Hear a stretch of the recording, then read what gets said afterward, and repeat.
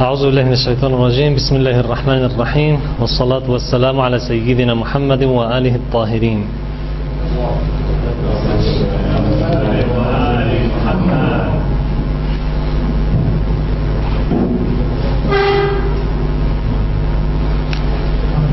بسم الله الرحمن الرحيم. Vamos a comenzar con el tema del imamato. Lamentablemente no nos quedan muchos días.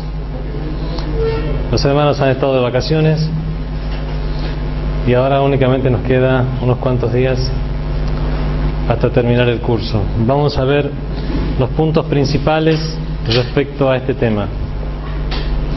Estudiar el imamato muchas veces es sinónimo de estudiar el fenómeno del chiismo.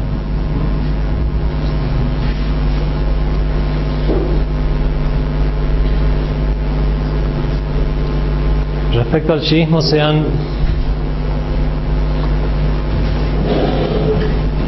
han dicho varias cosas falsas, varias teorías respecto a cómo se originó el chiismo. Se ha dicho que es un invento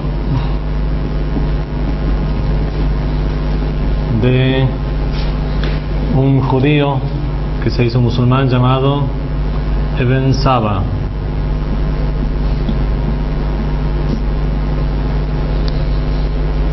Según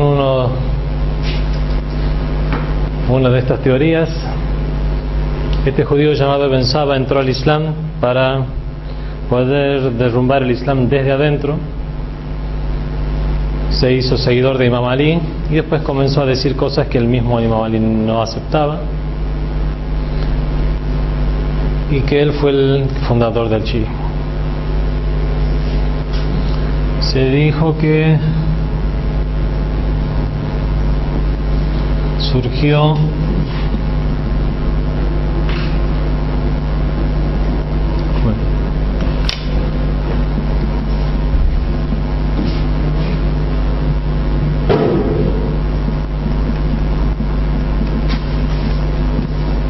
la batalla de Siffin. La batalla de Siffin es aquella en la que el Imam Ali alayhi salam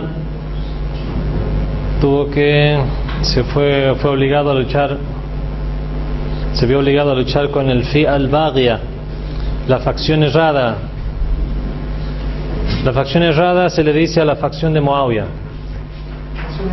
La facción errada, la facción tirana. Al-Fi'a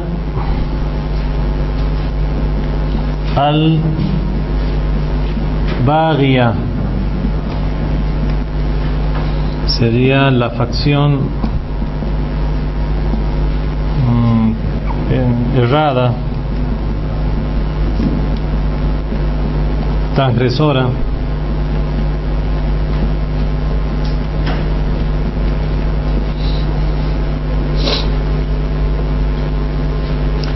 ¿Por qué se le llama a los seguidores de Muawiyah Muawiyah y sus seguidores? ¿Por qué le llamamos al Fi'a al-Baghia? Por un hadith del profeta sallallahu alayhi wa sallam. Estaban construyendo la mezquita de Medina y Ammar Yasser,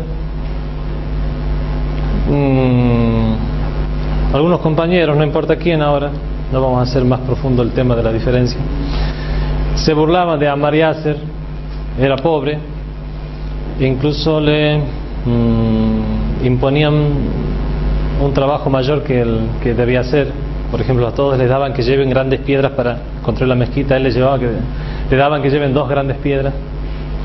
Entonces fue Ammar, no sé si en tono de broma o en serio, dice: tus compañeros quieren matarme. Y el profeta le respondió: no te preocupes, Ammar, no morirás. Por cierto que morirás a mano del Fi'a al-Baghia, de la facción errada. Es así que a partir de que el profeta dijo eso, todos esperaban ver dónde morirá Ammar y cuál es el grupo que lo matará, puesto que era obvio que el grupo que mate a Ammar era la facción errada, la facción transgresora. Ammar Yasser ya estaba muy viejo cuando participó en la batalla de Siffin. Él participó en la batalla de Siffin, él era uno de los compañeros del Imam Ali, uno de los grandes compañeros del Imam Ali. Y él fue martirizado en la batalla de Siffin. Ya tenía entre 80 y tantos años, creo, si no es más. Y él participaba de la batalla y alcanzó el grado del martirio. Hubo en las filas del ejército de Muawiyah, al fin y al cabo, recordemos que la mayoría de musulmanes engañados a tal punto, la gente de Siria en la época de Muawiyah estaba a tal punto engañada que, por ejemplo, después cuando murió el Imam Ali, llegó la noticia a Siria que había muerto el Imam Ali en la mezquita, que mientras estaba haciendo el suyud, mientras estaba prosternado, bueno, lo atacaron con una espada y le partieron la cabeza. Llegó a tal punto la propaganda en contra del Imam Ali en Siria que la gente dijo: murió en la mezquita. ¿Y él qué hacía en la mezquita? Vemos hasta qué punto, digamos, la gente de Siria estaba engañada. La mayoría eran musulmanes engañados, pero eran musulmanes que habían escuchado hadices del profeta sallallahu alaihi wa sallam, entre ellos el hadith que decía que a Ammar lo matará al-Baghia, la facción errada. Es así que cuando murió Ammar Yasser, entre las filas de Muawiyah hubo una confusión. Murió Ammar y a manos nuestras. ¿Qué? ¿Entonces somos la facción errada?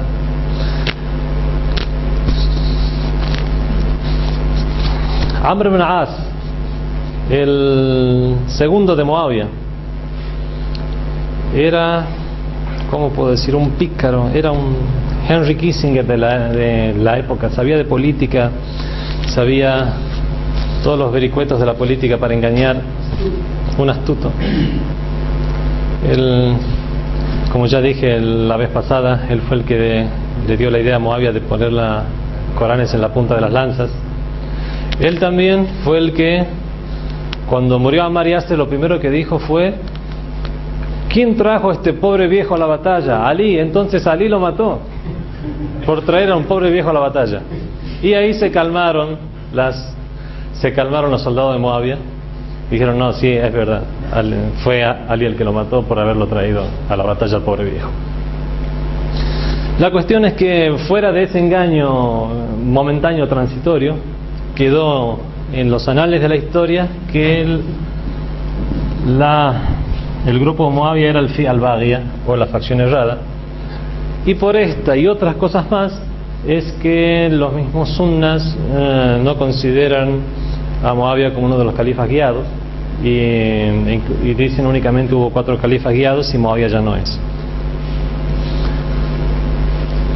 Algunos dicen que después de la batalla de Siffin se dividieron en dos grupos: los seguidores de Ali, Shi'atu Ali, y los seguidores de Muawiyah, Shi'atu Muawiyah.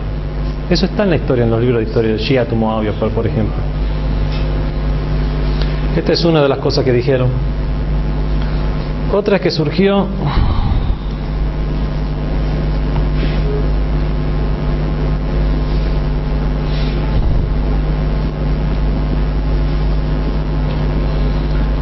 después del asesinato de Osman. Osman, como ya hemos dicho antes, hemos hecho una ligera referencia. Él era un Omeya, era de la familia Omeya, y fue en su época en que se estabilizaron más los Omeyas, porque él puso a todos sus primos y todos sus familiares en los grandes puestos. Eso creó un malestar. Ya he contado la historia de este primo de él que puso de gobernador de Kufa, que fue a rezar borracho, y que a pesar de haber enviado la gente de Kufa, los testigos, para dar testimonio de que él estaba ebrio y en la oración, aún así Osman no quiso destituirlo. Pero el Imam Ali, que se encontraba presente, dijo: han dado los testimonios y es un caso ya juzgado. Por lo tanto, él mismo, Imam Ali, agarró el látigo y comenzó a darle los latigazos. Osman quedó en silencio porque si el Imam Ali, que según los mismos hadices del profeta, el que más sabio entre vosotros es Ali, el que es más juez, el que mejor es juez entre vosotros es Ali, hizo silencio y al final lo destituyó, pero puso a otro primo suyo, y de la misma forma hizo en otros lugares. Él también tenía un yerno llamado Marwan ibn al-Hakam, casado con la hija de Osman. También era un omeya que le quedaban todavía un rencor de la época de la ignorancia contra los hashemitas, sobre todo contra el Imam Ali, con él sea la paz. Puesto que recordemos que el Imam Ali fue el campeón siempre de las batallas, el que mató a la mayoría de los incrédulos o politeístas. Así vemos como el Imam Ali fue el que mató. El Imam Ali y Hamza fueron los que mataron al abuelo de Muawiyah y al tío de Muawiyah, que eran familia también de Marwan. Marwan era una persona que en vida del profeta, él y su padre fueron, ¿cómo se dice cuando se le dice a alguien que se vaya del país o se vaya de la ciudad? Fueron desterrados o exiliados de Medina por el mismo profeta, a él y su padre. Y después Osman le permitió volver. No solo le permitió volver, lo hizo casar con su hija. Marwan también hizo muchas cosas que no estaban bien, mucho uso del tesoro público. Por esta razón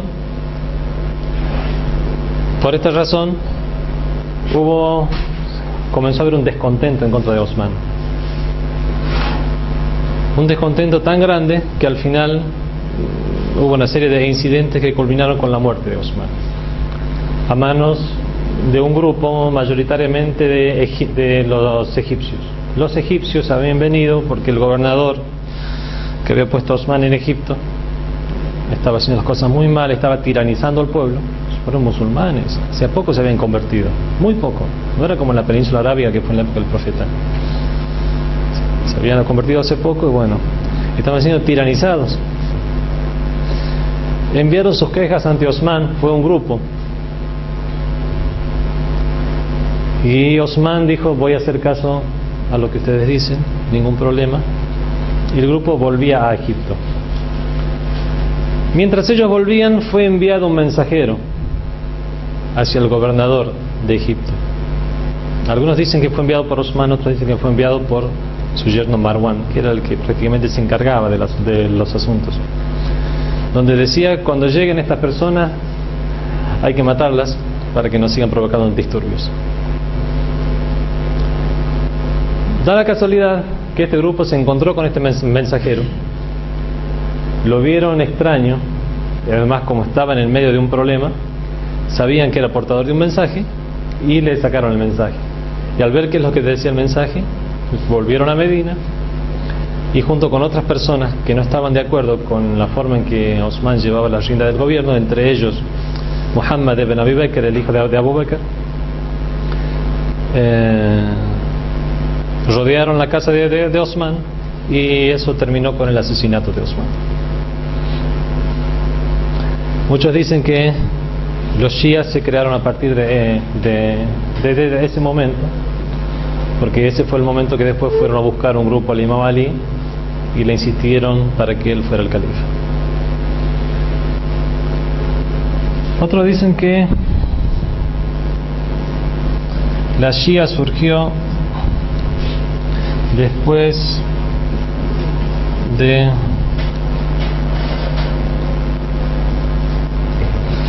la muerte del profeta sallallahu alaihi wa sallam. Murió el profeta sallallahu alaihi wa sallam, se produjo esa reunión, ese golpe de estado en la Saqifa, mientras Bani Hashim y el mismo Imam Ali estaba él en persona bañando el cuerpo del profeta. Llegó la noticia que se habían reunido en la Saqifa. La Saqifa de Bani Sa'ida era un lugar donde se discutían asuntos, incluso antes de la llegada del profeta, se discutían los asuntos de la ciudad, los asuntos que concernían a las personas de Medina. Se habían reunido en la Saqifa un grupo de los Ansar, de los auxiliares de Medina, para elegir un jefe entre ellos. Se enteraron 3 de los muhajirin, Abu Bakr, Omar y Ubaydullah. Fueron y participaron de la reunión. La reunión culminó siendo Abu Bakr el califa.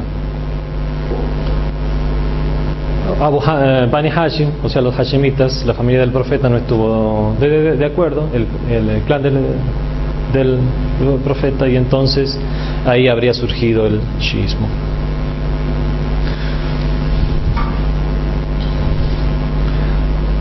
Respecto a Ibn Saba, el Ayatollah Allama Askari, que Dios lo proteja,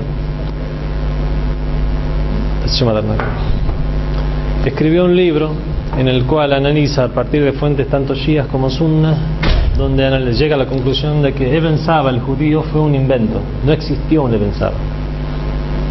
La fantasía de Ibn Saba. Tiene otro libro también que se llama 250 compañeros inventados, donde los inventaban para narrar una virtud a favor de alguien o en contra de, o un vicio en contra de alguien. En cualquier caso, Ibn Saba, como dice Allama Askari, no existió.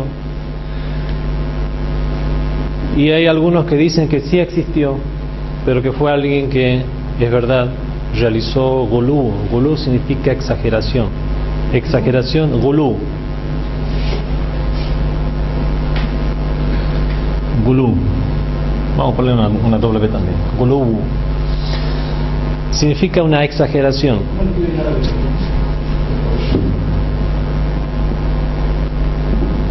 Gulú.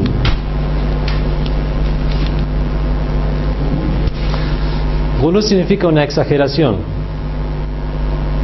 En la misma ley del Corán tenemos se le dirige a los cristianos el Corán diciendo la taglu, no exageréis, o sea, con respecto al Jesús hijo de María.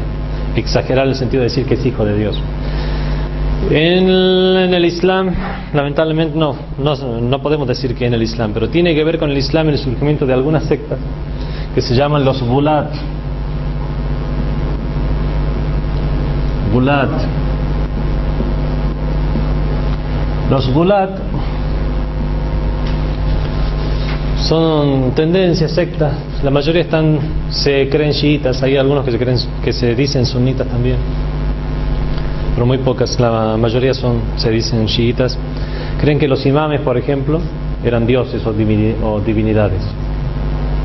Han surgido muchas sectas de los Gulat, surgieron y desaparecieron a lo largo de la historia. Pueden quedar algunas hoy en día. Los shias nos desentendemos de los Gulat.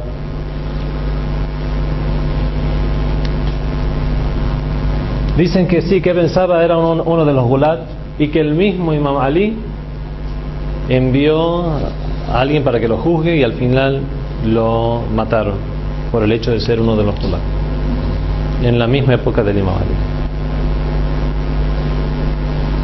Pero no tiene absolutamente nada que ver con la doctrina del chiismo ni con la jurisprudencia del chiismo. Respecto a lo que surgió después de la batalla de Sefín, nosotros vemos que ya existían en la batalla de Sefín personas que eran seguidores de Ali, que veían que Ali estaba con la verdad. Además, aquí no hubo la lucha, no fue en base a si Ali era realmente tenía las condiciones para ser califa o no, y si Muawiyah pretendía ser califa. Todos sabían que eso es lo que pretendía Muawiyah, pero Muawiyah comenzó su lucha en contra del Imam Ali diciendo que él no juzgó a los asesinos de Osman, y que ellos se levantaron pidiendo la sangre de los asesinos de Osman, y que Ali amparaba a los asesinos de Osman, lo cual no era cierto. Todos saben, el que lee la historia, cuando sucedió lo de Osman, el asesinato de Osman, La gente había rodeado la casa, no se permitía que entre agua. Pasaron varios días sin agua el mismo califa. Vemos que el califa pase varios días sin agua, no eran 7 o 8 personas. Estamos hablando del califa de todos los musulmanes, de todas las regiones islámicas, toda la península arábiga, Egipto, la parte de Irak y Persia conquistada. Entonces, si en Medina el califa pasó varios días sin que le llegue agua, significa que era una muchedumbre, no eran 7 o 8 personas. En medio de la muchedumbre, todos los libros de historia nos dicen dos cosas. Uno, Muawiyah, que se había enterado que había unas revueltas, fue con su ejército hasta los límites de Medina y no ingresó en Medina. Él esperaba también la muerte de Osman para después él proclamarse califa. No ayudó a su primo en ese entonces, se quedó en los límites de Medina. Los libros de historia nos dicen otra cosa. La única persona que hizo llegar agua a Osman fue el imam Ali con el Hassan o el Hussein, con todos ellos hacia la paz. A pesar de la gente los respetó, dijo no se puede tratar así a nadie. Llevó agua y se la hizo llegar al califa, agua y alimentos y otras cosas. Y que el imam Ali defendieron a Osman junto con sus hijos, Hassan y Hussein, con ellos se la paz. No puede decirse que el imam Ali haya tenido participación en el asesinato de Osman. Al contrario, fue la única persona que la historia registra que lo defendió. Al contrario, Muawiyah se registra que llegó hasta Medina y estuvo varias semanas acampando ahí y no hizo nada porque él deseaba el califato y él no veía en el imam Ali un oponente, porque el imam Ali había estado callado 25 años en la época de Abu Bakr, Omar y Osman. El imam Ali seguramente seguirá callado, pero la gente fue la que fue hasta su casa, prácticamente lo obligó a aceptar el califato. Eso también lo dicen los libros de historia, que el imam Ali primero dijo no, elijan a alguien más.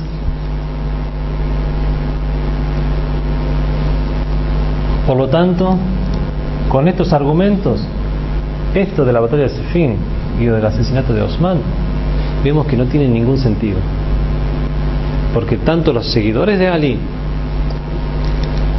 estaban firmes en su condición de tal, tanto en la época de la batalla de Siffin, en la época de Osman, como después de la muerte del profeta también se encontraban.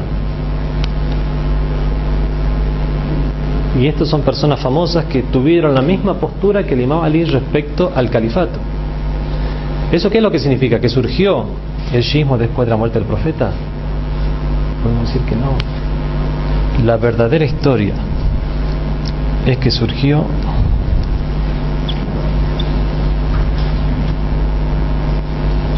en vida del profeta.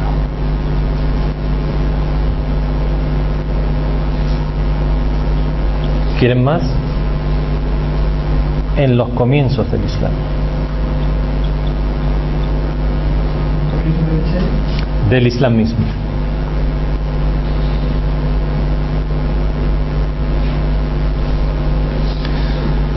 El shiismo comenzó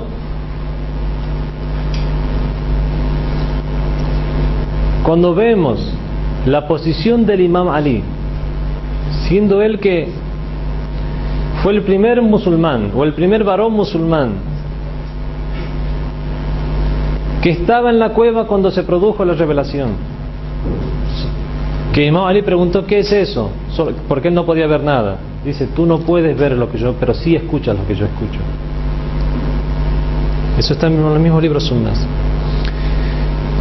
El hadith de Yawm ad-Dar, ya les dijo el Sheikh Murtada la vez pasada, este hadith de Yawm ad-Dar, el hadith del día de la casa, cuando le llegó la orden coránica y amonesta a tus parientes más cercanos, reunió a toda su familia y fue el mismo imam Ali el que surgió y el único que quiso apoyar al profeta, y en esa misma reunión el profeta dijo, ¿quién va a darme la baya o juramento de fidelidad? ¿Va a apoyarme para que sea mi vicario, mi sucesor y mi califa después de mí? El único que dijo eso fue Imam Ali alayhi salam. Y lo que vemos que no se puede hacer ningún juego de palabras aquí en lo que significaba califa o en lo que significaba vicario. Primero que son 3 o 4 palabras muy unívocas en el sentido que no tienen otro sentido. Segundo, que terminó la reunión y los mismos Quraishitas se burlaban de Abu Talib diciendo ahora tienes que obedecer a tu hijo. Por lo tanto, todos entendieron bien a qué se refería obedecer a tu hijo. Después tenemos los primeros musulmanes de nivel de Miqdad, Abu Zar, personas que aceptaron el Islam después ya en Medina, pero que tenían una alta capacidad, como la de Salman el Farsi,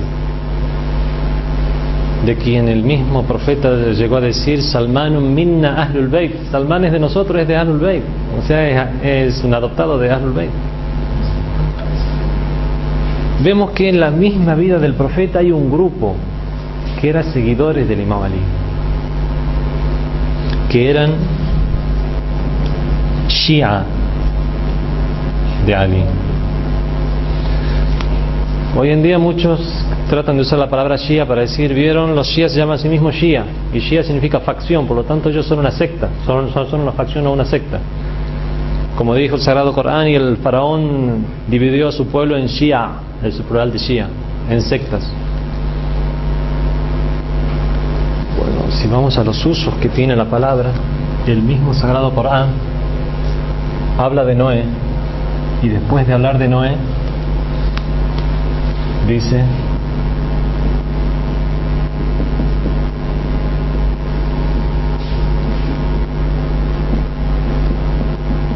y entre sus Shías se encontraba Ibrahim.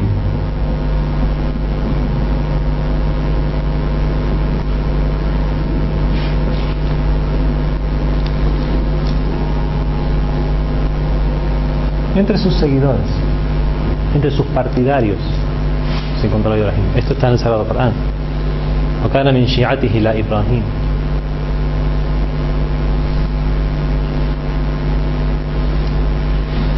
Vemos que el término Shia, ese es el término correcto del uso de Shia.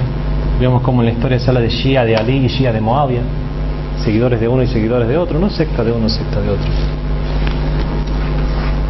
Pero lo que nos puede definir el asunto es ver los hadices narrados tanto por Shias como por sunnas, hadices que nos explican a leyes del Corán. Hay una ley del Corán: Innal ladina amanu wa amilus salihati ulaika hum khairul bariyah. Aquellos que han creído y han obrado bien, estos son lo mejor de la creación. El mismo profeta del Islam se le preguntó: ¿quiénes son khairul bariyah? Se dijo: son Ali y sus seguidores, Ali wa shi'atihi, Ali y sus seguidores. Esto está en fuentes sunnas y shias.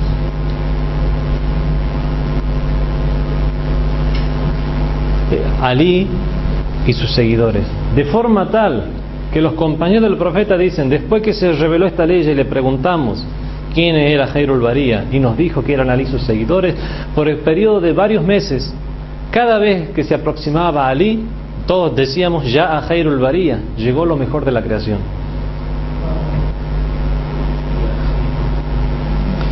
No hay dudas respecto a este hadith, no hay dudas respecto a lo que se refiere al término, y no hay dudas de que esto ocurrió en la misma época del profeta. Por lo tanto, los Shia de Ali fueron mencionados por el mismo profeta del Islam.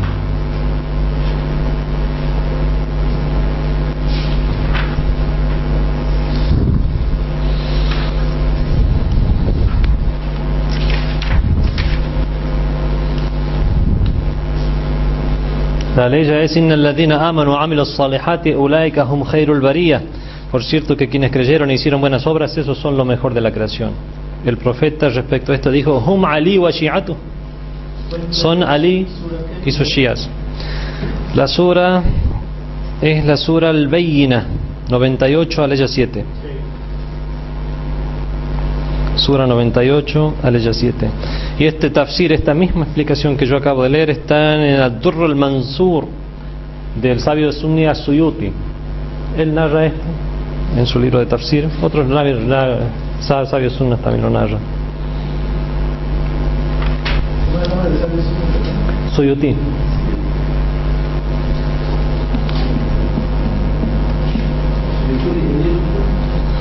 Y el libro es un tafsir. Los sabios aceptan eso,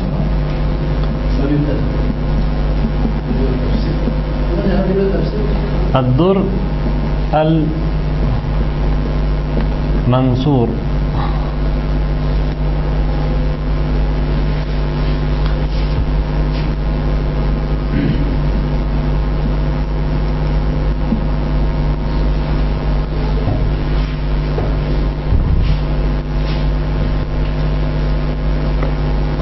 Entonces vemos cómo había un grupo de gente en vida del profeta que eran considerados los Shia de Ali. Vemos que es el mismo grupo de gente que el mismo Imam Ali adoctrinó, enseñó. El mismo grupo de gente que tras la muerte del profeta no dio la bey'a o juramento de fidelidad. Y si la dio tardíamente, ya obligado, compelida, realizando taqiyya.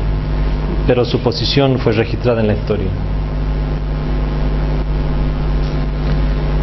Personas como Miqdad,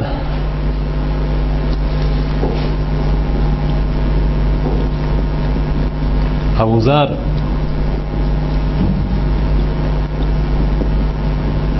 Salman, Ammar, Ammar Yasser,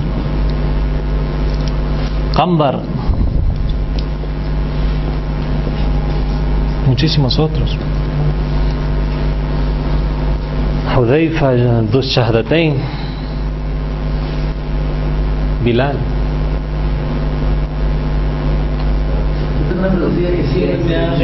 Cuando pasaron los asuntos del califato, se obligó a las personas a tomar partido. Bilal, que no le gustó lo que estaba pasando, fue y se retiró a las zonas de Siria y formó parte de, como se llama en árabe, fue a hacer cuidado de las fronteras. Un murabit es un soldado que cuida las fronteras, se convirtió en murabit, fue uno de los principales jefes de los murabit. Pero ¿por qué se alejó así de la capital de Medina y se fue a la zona? Por la situación política que a él no le agradó. Los libros de historia dicen, no tomó una posición muy, ¿cómo puedo decir?, de defensa del Imam Ali. Pero entendamos su posición. Él no era de una de las familias provenientes de la Meca, no tenía un apoyo de clan. Precisamente el Imam Ali, siendo de los hashemitas, teniendo un apoyo de clan, vemos cómo le quitó el califato. Imaginémonos esas personas que no tenían ni apoyo de clan, iban a ser matadas, asesinadas. Y Bilal optó por la opción de ser murabit y se alejó inmediatamente de Medina y fue a la zona de Siria. Solo volvió después de un tiempo y juró nunca más hacer el azán. Volvió después de un tiempo y la misma hija del profeta le pidió hacer el azán. Bueno, la historia inshallah la van a leer. Comenzó a hacer el azán. Cuando dijo el nombre del profeta, le dijeron que pare, porque si seguía haciéndolo, Fátima prácticamente iba a perder la vida.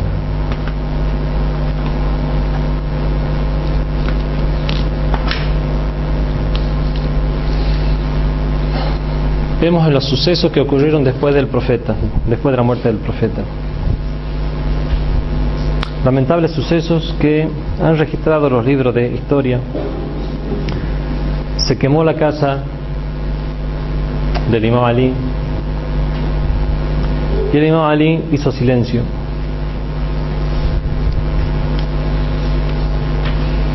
Se rompió la puerta de la casa mientras estaba siendo quemada y en ese ataque Fátima, que estaba atrás de la puerta para impedir que pasen, fue aplastada con la puerta, se quebró su cadera, abortó su hijo Mohsen, y el Imam Ali fue llevado encadenado ante Abu Bakr.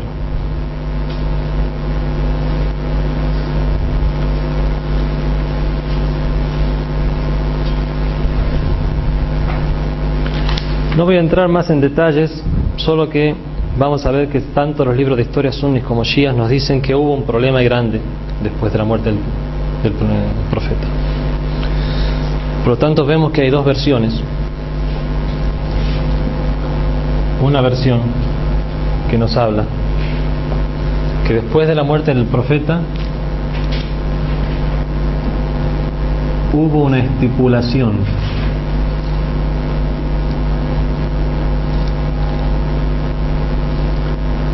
después de la muerte del profeta. Hubo dos bandos, uno que dijo que hubo una estipulación, otra facción dijo no se pronunció al respecto. Estas son las dos posiciones que la historia nos narra. El imam Ali y sus seguidores dijeron hubo una estipulación durante toda la vida del profeta y la estipulación oficial en el día de Gadir. Otra facción dijo no se pronunció al respecto, no dijeron tiene que haber una shura o un sistema de consulta, no dijeron tiene que ser de una forma o tiene que ser de otra forma, directamente dicen el profeta no se pronunció al respecto. Eso es lo que nos señalan los libros de historia. Las teorías de consulta y eso surgieron después.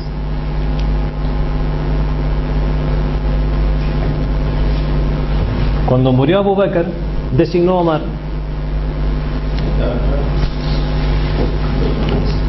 Cuando murió Omar, designó a un grupo de 6 personas para que eligieran entre ellos el califa, de forma tal que si 4 estaban de acuerdo y 2 discrepaban, había que matar a esos 2. Si 5 estaban de acuerdo y 1 discrepaba, había que matar a ese 1. Y si 3 estaban de acuerdo y 3 estaban de acuerdo, iba a ganar el grupo en el cual se encontraba Abdurrahman bin Auf, cuñado de Osman.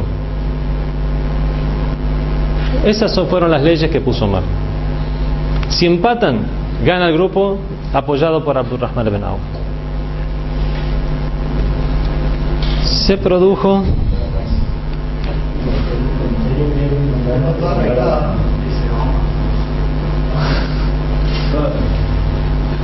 vemos que Omar, después de haber sido apuñalado por Abu Lu'lu era un esclavo persa que estaba sufriendo muchas humillaciones, indignaciones, bueno, decidió matar al califa y lo apuñaló y se escapó. Vemos que mientras se encontraba en su lecho de muerte, la gente iba a consolarlo, pero él decía yo sé que voy a morir. Y dijo, ¿quién puede ser el califa? Voy a designar a 6 personas, tal, tal y tal. Y al final miró a Osman y le dijo, es como si estuviera viendo que ya estás poniendo a todos tus primos en los cargos. Eso está registrado en la historia de los libros sunnis. Es como si ya estuviera viendo que estás poniendo a todos tus primos en los cargos. Estás haciendo que los omeyas dominen sobre la gente. Pero él dijo, yo pongo este sistema de consulta. ¿Por qué había que matar a esos 2 por estar en desacuerdo? ¿Por qué había que matar a 1? ¿Y por qué si empataban tenía que prevalecer la opinión de Abdurrahman bin Auf? Bajo ningún criterio, ningún concepto narrado ni por shias ni por sunnas, vemos que hay una especie de virtud en especial para Abdurrahman bin Auf. Los sunnis narran que hay 10 a los que se le prometió el paraíso: Abu Bakr, Omar, Osman, Ali, bueno, y siguen la cuenta, Talha, Zubair, otros más. Abdurrahman bin Auf está ahí, pero nunca el primero. ¿Bajo qué criterio entre los 6 Abdurrahman bin Auf era el que iba a decidir? Realmente el único criterio que nosotros vemos y encontramos es que era cuñado de Osman. Y eso lo vemos en las mismas palabras de Omar cuando estaba muriendo, que le habló a cada una de las personas y dijo, es como si estuviera viendo como los omeyas están tomando dominio sobre los cargos. ¿Qué hizo Abdurrahman bin Auf? Empataron 2 y 2.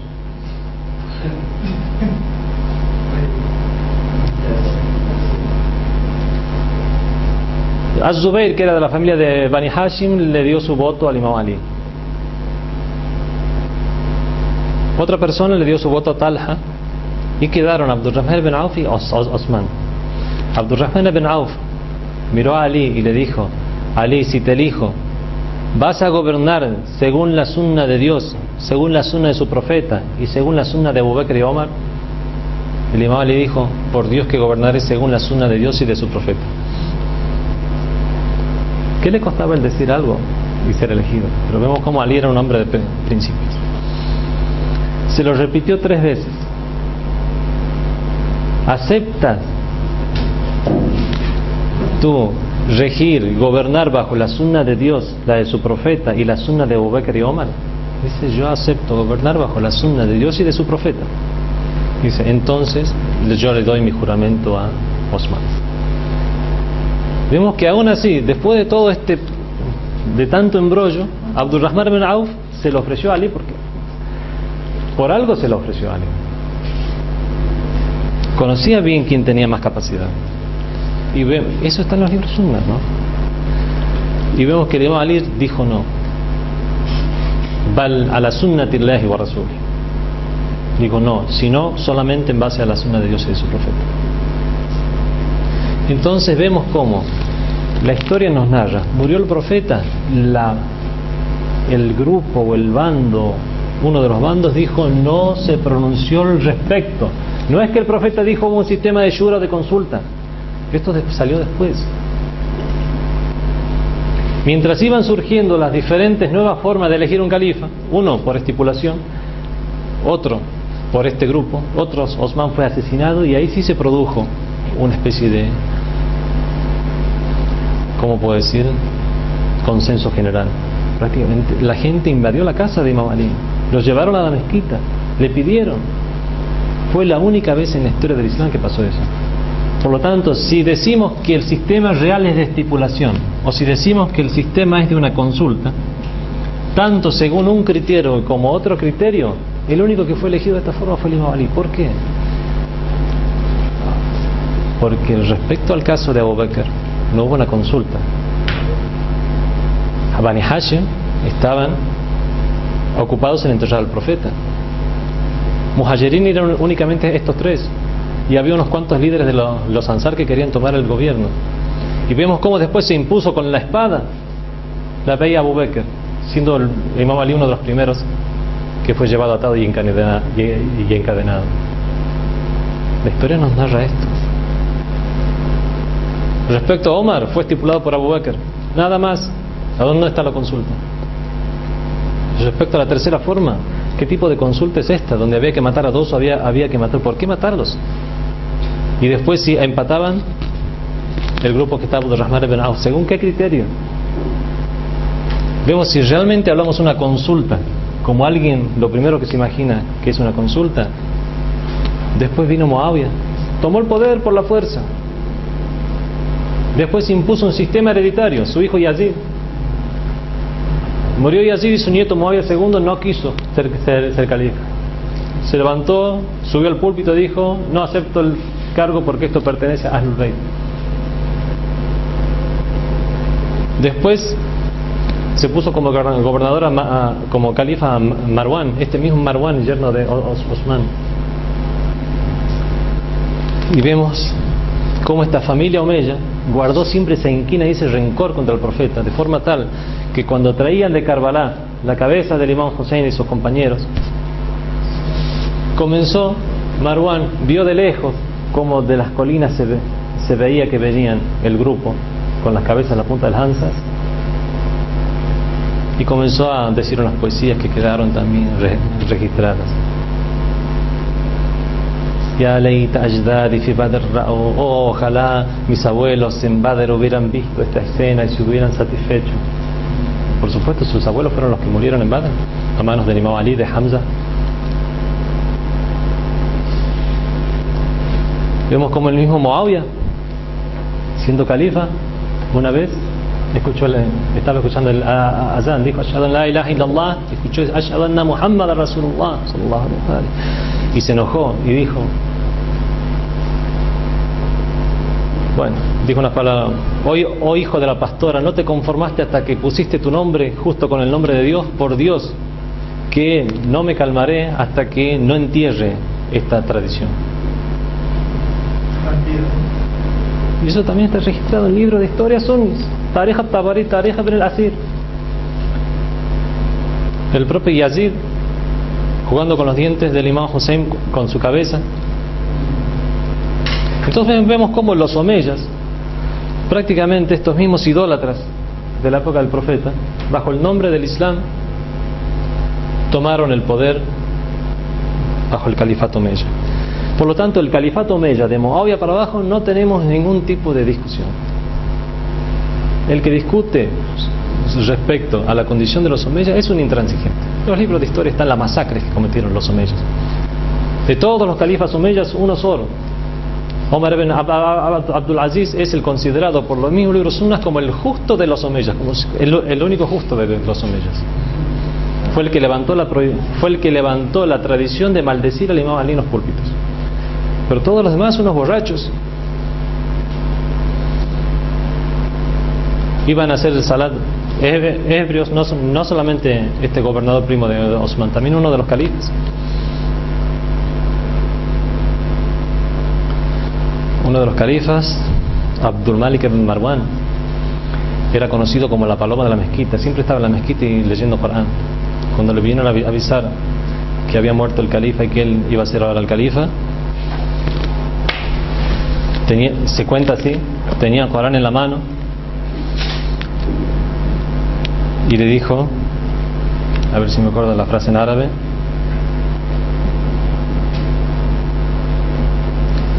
dijo algo así como: Hada akhir maw'id bayni wa baynak. Salamu alaikum, esta es la última que te veo.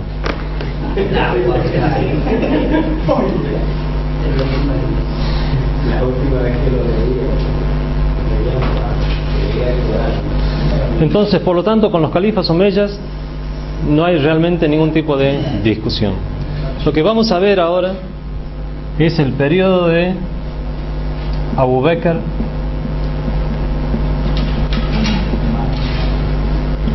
Omar,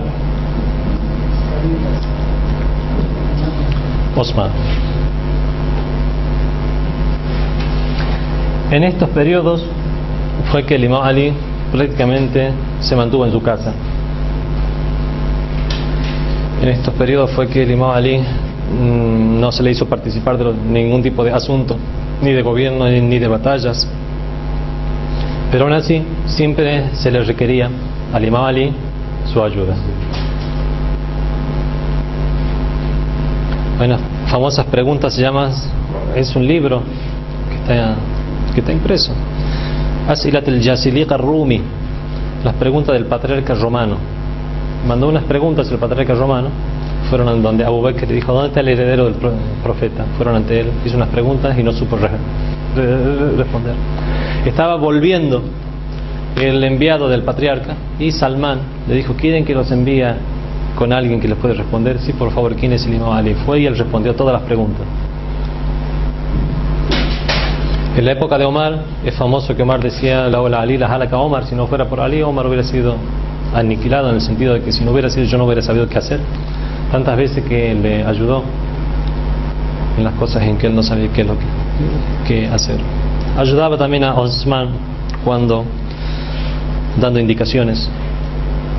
Cuando se iba a invadir Irán, Persia, Omar quería participar de la batalla y si era el que dirija.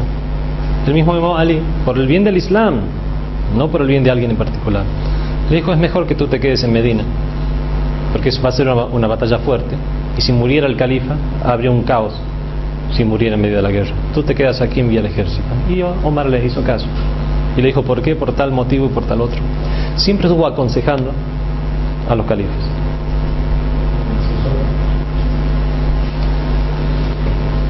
Por lo tanto, vemos cómo puede ser que estas personas, Abu Bakr gastó mucho de su dinero en el Islam.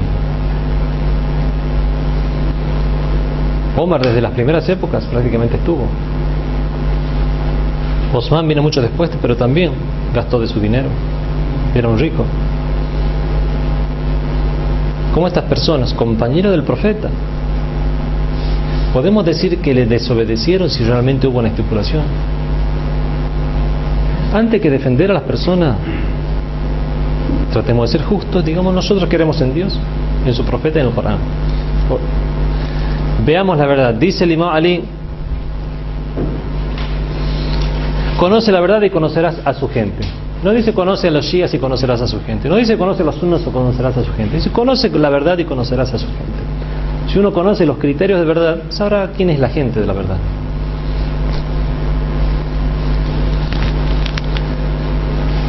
Hubo el hadith de Yaum Ad-Dar, el hadith del día de la casa, cuando se amonestó a los parientes más cercanos. Tenemos hadices numerosos. Hadith del arca.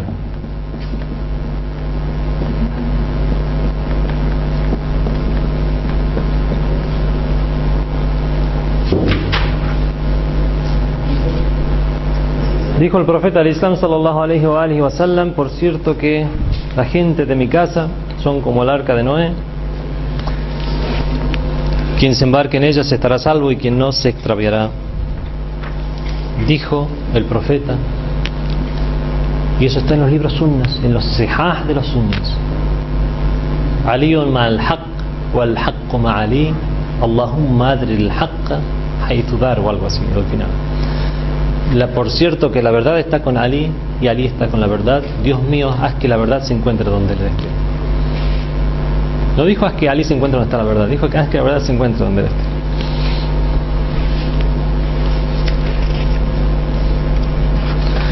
Tenemos el hadith de Manzila. Hadith de Manzila. Manzila significa la posición. Ya se los comentó la vez pasada, Sheikh Murtada también creo que fue, cuando iban a ir a la batalla de Tabuk, estaba el peligro de los hipócritas de la Meca, el peligro de los judíos, otros peligros más que querían conspirar contra el profeta, y el profeta tenía que realizar una expedición militar, porque el norte de los dominios islámicos, los romanos, estaban amenazando al Islam. Entonces él tenía que realizar esa expedición militar y aún tenía que dejar a alguien en la Meca lo suficientemente inteligente como para que elimine cualquier plan en contra del Islam. Entonces él dejó al Imam Ali. Comenzaron a sembrar rumores: el profeta está alejado de Imam Ali, lo quiere dejar, no lo quiere llevar en esta batalla. El Imam Ali fue donde el profeta y dijo: déjame, no me dejes, llévame, no me dejes con las mujeres y los niños. El profeta le dijo: ¿acaso no te complace? Ya Ali, ama tarda an takuna minni bimanzilati Haruna min Musa illa annahu la nabiyya ba'di. Oh Ali, ¿acaso no te complace que tengas respecto a mí la misma posición que Aarón tenía respecto a Moisés, solo que después de mí no habrá más profeta? ¿Y Aarón cuál es la posición que tenía respecto a Moisés? Era su vicario, su sucesor. Todas las posiciones que tenía Aarón las tenía Imam Ali, solo que hizo la aclaración: también era profeta después de él, pero hizo la aclaración del profeta: solo que después de mí no habrá más profeta.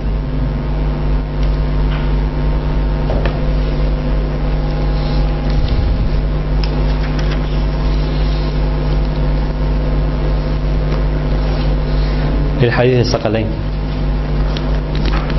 dicho en varias oportunidades, entre ellas el día de Gadir: por cierto que dejo entre vosotros los dos tesoros, a Saqalain, el libro de Dios, y mi descendencia, la gente de mi casa. Mientras os aferréis a ambos, no os desviaréis jamás, y ciertamente que ambos no se separarán hasta que vuelvan a mí en la fuente del paraíso.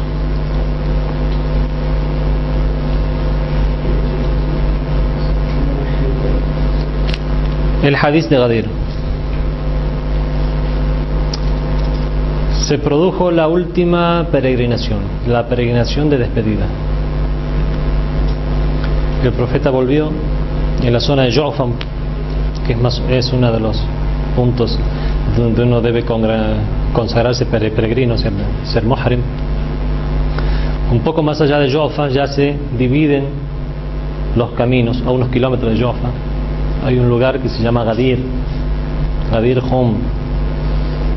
Ese lugar se dividía en los caminos para que toda la gente, toda esa masa de gente que venía del Hajj, dividan los que se van a Siria, los que se iban al Yemen, los que se iban a Egipto, a Medina y a otras partes más. Ya se habían separado las caravanas, un trecho bastante largo, era cerca del mediodía, y el profeta sallallahu alaihi wasallam recibe la orden divina: Ya ayyuha ar-rasul, balligh ma unzila ilayka min rabbik. Oh profeta, anuncia lo que te fue revelado de parte de tu Señor. Wa in lam taf'al fama ballagta risalata. En verdad que si no lo hicieras no habrás hecho llegar su mensaje. Que era tan importante que si no hacía llegar eso no hubiera hecho. Era como si todo el mensaje no hubiera sido en vano. Y después se agrega algo más: Wallahu ya'simuka minan nas. Y Dios te mantendrá indemne de la gente. ¿De cuál gente? No era en la época de los idólatras. El profeta, en medio de todos los musulmanes, 100.000 musulmanes, ¿de quién tenía que tener miedo el profeta? Wallahu ya'simuka minan nas. Aquí pasa algo. El que analiza esta ley y sabe cuándo fue revelada, como pasa con muchos exégetas sunnis que confirman que fue revelada en este día, aunque otros tratan de negarlo, dicen el mensaje de ese día era muy importante, como para que decir que si no hubiera sido revelado ese mensaje, todo el mensaje hubiera sido en vano. 2. Wallahu ya'simuka minan nas. Dios te mantendrá indemne de la gente. O sea que él tenía la preocupación del profeta que si decía lo que tenía que decir iba a pasar algo. Por lo tanto, pero Dios le tiene que prometer.